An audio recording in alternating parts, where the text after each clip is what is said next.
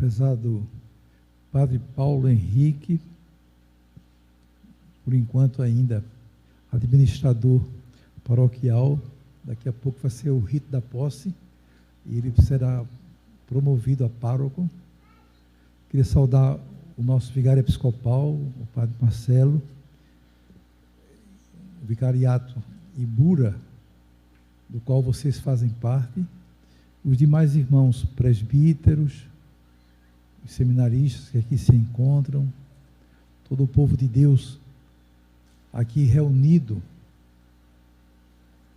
Eu não sei se vocês ficaram muito assustados, né, com o evangelho de hoje, mas vamos colocar alguns pontos para que vocês entendam de fato aquilo que a palavra de Deus, né, quer nos ensinar. Nós podemos ter como tema das 3 leituras que escutamos na missa de hoje, o cristão e a observância da lei. Exatamente sobre essa temática, né, que a palavra de Deus hoje está querendo nos falar. Começando pelo livro do Eclesiástico, que igualmente a primeira carta de São Paulo aos Coríntios está nos falando sobre a sabedoria. E o livro do Eclesiástico faz um paralelo, mostrando que a sabedoria exige de cada um de nós discernimento, para podermos então fazer uma opção segura. E a leitura vai mostrando o fogo e a água, a vida e a morte, o bem e o mal, a bênção e a maldição. Então a sabedoria está exatamente em você discernir aquilo que de fato vai fazer bem a você. Não ceder absolutamente àquilo que São Paulo vai mostrar na carta aos Coríntios, que é sabedoria do mundo. São Paulo fala sobre a verdadeira sabedoria, que é a sabedoria que está em Deus. E é por ela, né, que nós devemos caminhar, devemos buscar viver plenamente na graça de Deus. E a sabedoria consiste exatamente em nós procurarmos viver a palavra. A palavra de Deus é a plenitude da sabedoria. Então, o evangelho de hoje está nos motivando, apesar da linguagem aparentemente dura, mas a gente sabe que não podemos, de maneira nenhuma, sermos pessoas que interpretam a palavra de Deus ao pé da letra, mas procurar, sim, fazer uma linguagem teológica daquilo que o Senhor quer nos ensinar. Às vezes Jesus usa a linguagem assim muito dura, mas com a intenção de abrir os nossos olhos, abrir o coração, né, para que nós possamos de fato entender a palavra de Deus.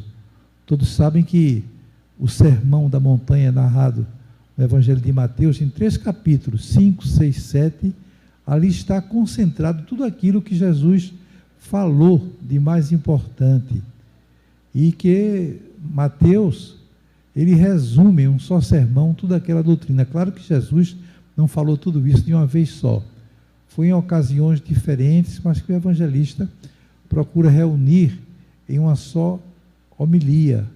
É como que a nova constituição do povo de Deus. A primeira foi dada por Moisés, agora é o próprio Jesus Cristo que nos ensina essa palavra, começando exatamente com a lembrança de que ele não veio de forma nenhuma para modificar a lei e os profetas, mas ele veio para dar cumprimento, veio nos ensinar de fato a viver a palavra. Então isso é que é fundamental.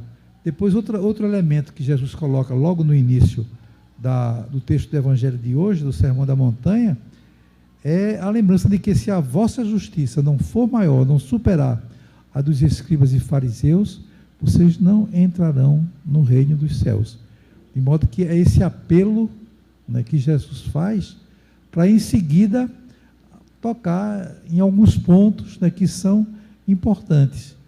textos já citados na primeira lei, dada por Moisés, mas que ele aprofunda até de uma maneira mais exigente, para mostrar que a prática, né, dos cristãos deve ser exatamente a caridade, a preocupação com o outro, o amor, né, que deve justificar a nossa vida. Então, nós temos aqui uma linguagem, né, que Jesus utiliza, que é muito pedagógica, quando ele diz: ouvistes o que foi dito, citando, portanto, a primeira lei. Eu, porém, vos digo. Cita então a nova lei. E ele não facilita nada, pelo contrário, ele exige muito mais, porque aquilo, confirmando aquilo que falamos inicialmente, que ele não veio para mudar a lei e os profetas, mas sim para dar cumprimento. E fala então sobre 3 pontos importantes: a vida, a questão do casamento e a prática da justiça.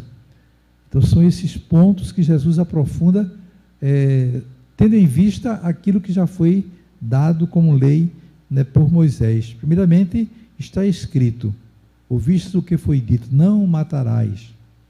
Eu, porém, vos digo, quem matar será réu no tribunal. Então, é o que ele diz: não matar. A igreja sempre foi comprometida com a vida, e a vida plena, a vida em abundância, como o próprio Jesus nos ensina no Evangelho de São João, no capítulo 10, versículo 10. Eu vim para que vocês tenham vida e vida em abundância, de modo que a vida é um compromisso nosso, como cristãos, como discípulos e discípulas de Jesus.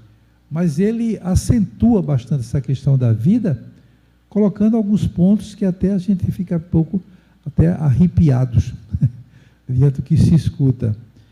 Quem se encolerizar contra o seu irmão será réu no tribunal. Imagina se eu fosse perguntar aqui: quem foi que já teve viveu essa experiência de cólera, encolerizar-se com o seu irmão? Quem chamar o seu irmão de patife, vai condenado para o fogo do inferno. De modo que são coisas que estão lá. Tolo, né? Também, né? Palavras que Jesus usa. Quem é que não chamou o outro de tolo? Né? Então, tudo isso, né, são coisas que, de fato, nós não podemos interpretá-las ao pé da letra, mas entender o que Jesus quer dizer. Ele quer nos ensinar, né, que a vida deve estar em primeiro lugar, que a gente não pode humilhar o irmão, não pode, de forma nenhuma, fazer acepção de pessoas. Nós temos que viver na coerência de uma comunidade que se ama, que procura viver plenamente na caridade. É claro que Jesus também nos ensinou que quando nós estamos arrependidos, nós merecemos o perdão. O que é que ele responde para Pedro quando ele pergunta: Senhor, quantas vezes devo perdoar? 7 vezes? Jesus diz: não 7, mas 70 vezes 7. E Pedro já foi bem benevolente, porque na época o perdão, conforme a mentalidade, seria dado até no máximo 3 vezes, 3 chances para que as pessoas fossem perdoadas. Mas Pedro, diante da benevolência de Jesus, pergunta: até 7? E Jesus diz: não 7, mas 70 vezes 7. E a gente sabe que 7 na Bíblia é número de plenitude. De modo que é preciso nós procurarmos de fato viver essa palavra. Jesus ainda reforça mais ainda esse tema, quando ele diz: se você está para fazer a sua oferta no altar, e lembra-se que o seu irmão tem alguma coisa contra você, você vai primeiramente se reconciliar com ele, depois venha fazer a sua oferta. Não é nem que você tenha alguma coisa contra o seu irmão, mas que o seu irmão tem alguma coisa contra você. Então você faça isso. Você vai primeiro se reconciliar com ele, depois vem e faz a sua oferta. De modo que isso aí é algo assim exigente, que Jesus coloca para cada um de nós. E ainda recomenda que nós nos devemos reconciliar enquanto estamos na caminhada, porque depois não tem mais jeito.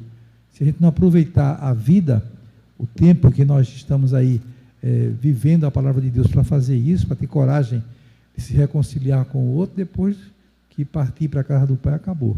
Nós seremos julgados pela maneira como nós amamos.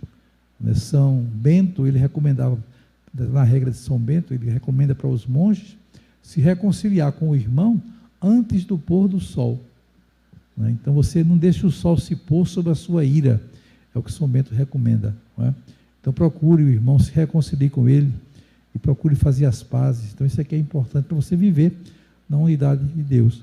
Às vezes a gente guarda um rancor por um tempo que até a gente esquece o que aconteceu para a gente ser intrigado de alguém. Às vezes é coisa de criança, de infância, uma briguinha qualquer, deixa de falar com o companheiro, aí nem lembra mais o que é que houve, entendeu?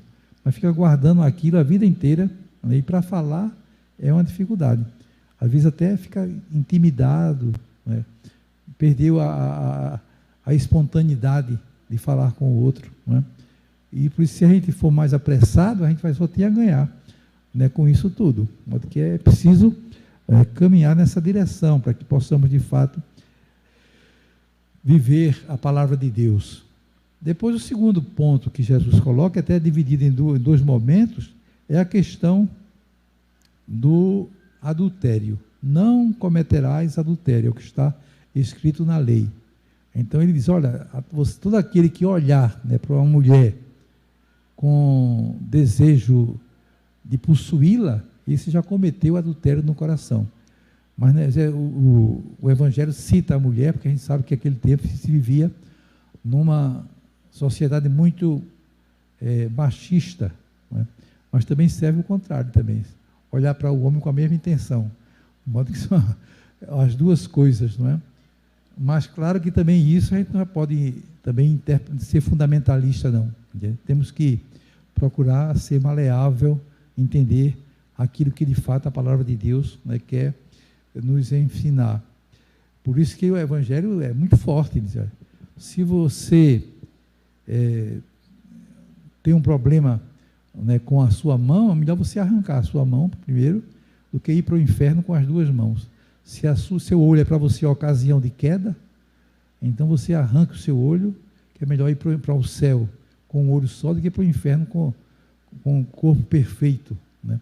Claro que tudo isso é para mostrar que nós devemos combater o mal, combater o vício, sermos pessoas equilibradas, sermos pessoas tementes a Deus. Ninguém vai absolutamente arrancar o olho, arrancar a mão, arrancar o pé, nada disso não, né? Isso não é o que o Evangelho quer nos ensinar, mas quer nos ensinar sim a fazer teologia, a pensar em Deus, a ser pessoas realmente humanas, maleáveis, capazes de amar, capazes de perdoar. E em seguida, dentro dessa mesma temática do adultério, também o Evangelho fala sobre o divórcio, não é? Não, o casamento, o sacramento não, na época de Jesus não era sacramento, o sacramento veio muito depois, a partir do século XIII aproximadamente, que a igreja constituiu o matrimônio como sacramento, mas a união sempre aconteceu, o casal era apresentado pelas famílias, se levava a sério naturalmente essa união, não é? Mas se recebe-se atualmente o sacramento do matrimônio, esse sacramento é indissolúvel para a vida toda. Ninguém pode absolutamente estar mudando de mulher como muda de roupa, não, mudando de marido como muda de roupa, de forma nenhuma. A gente tem que ter perseverança naquilo que a gente faz. Por isso que o sacramento do matrimônio é uma graça muito especial, é uma vocação até, não é? Assumir o matrimônio é uma vocação. Quem não tem vocação para o matrimônio nunca vai ser feliz no matrimônio, porque o matrimônio exige de cada um de nós renúncias.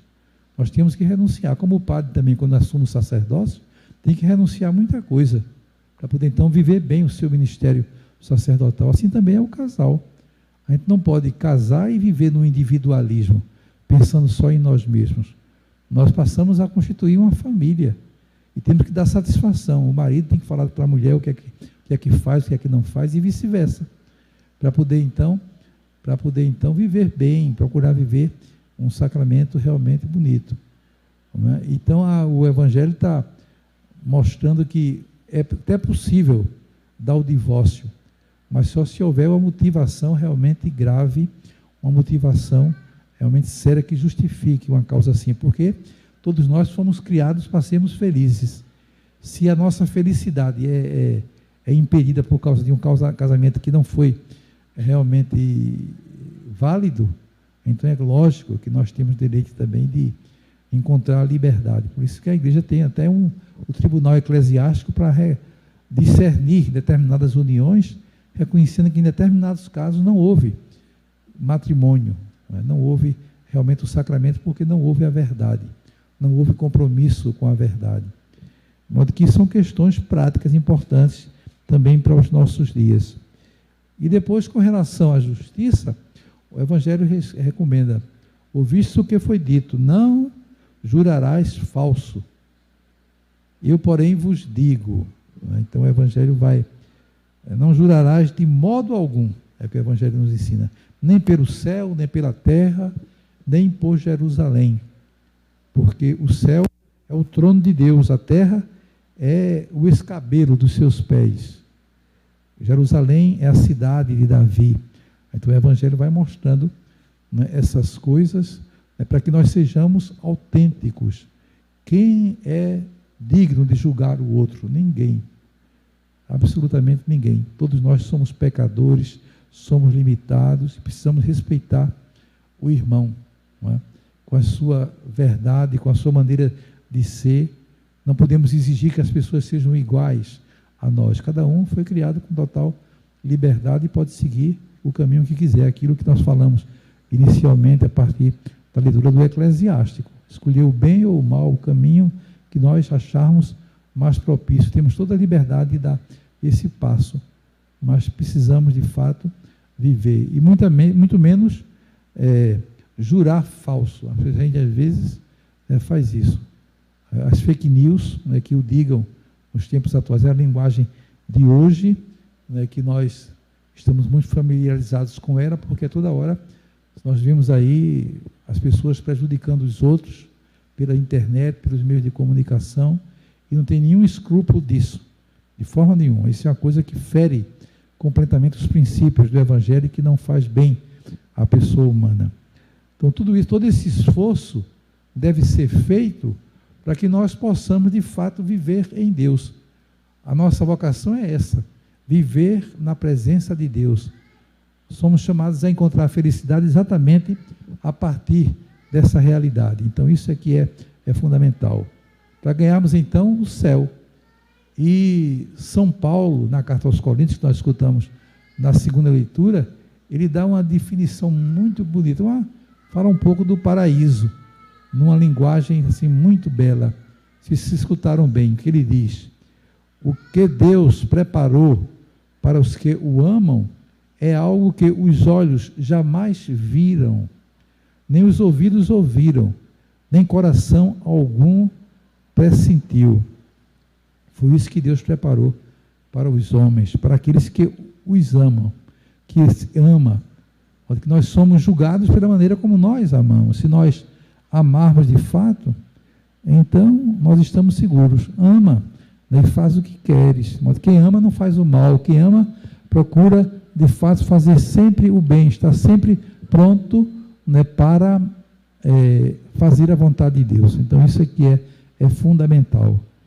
O Evangelho é concluído com uma palavra muito séria: seja o vosso sim, sim, seja o vosso não, não. Tudo que for além disso vem do maligno. É o que o Evangelho diz. Termina com essa palavra, né, que é muito importante. A gente não pode admitir, alimentar mentiras no nosso coração, mas sermos comprometidos com a verdade. É a verdade que de fato vai nos libertar. Então, que a gente guarde no coração nesse dia importante em que estamos celebrando o primeiro aniversário da paróquia. A paróquia tem essa finalidade bonita de ser um local onde nós crescemos espiritualmente, escutando a palavra de Deus, procurando viver a palavra. Não basta escutar, é preciso colocar a palavra de Deus em prática. Isso é fundamental, né, para a nossa vida de cristãos, para a nossa vida de discípulos e discípulas de Jesus. E também nesse dia tendo a alegria de confirmar, né, o Padre Paulo aqui na sua missão entre vocês, dessa vez como pároco. Eu devo ter falado aqui há um ano atrás, né, que a gente costuma, para os padres novos que estão começando o ministério, fazer uma experiência de um ano, para fazer avaliar um pouco, ele e também a comunidade, como é que foi a caminhada do padre, e ver se vale a pena continuar ou não. Eu tenho a impressão que ele passou no teste, não sei se vocês concordam, e merece ser pároco, né? Mas aí então, pela avaliação, eu acho que ele tem todas as condições de assumir a paróquia por esse período mais longo, de 6 anos, procurando servir o povo de Deus. Quando que perceberam que a provisão que foi lida é exatamente igual àquela que nós lemos aqui há um ano atrás. A mesma coisa, só muda a terminologia de administrador paroquial e pároco. Então, não tem nem muito o que comentar.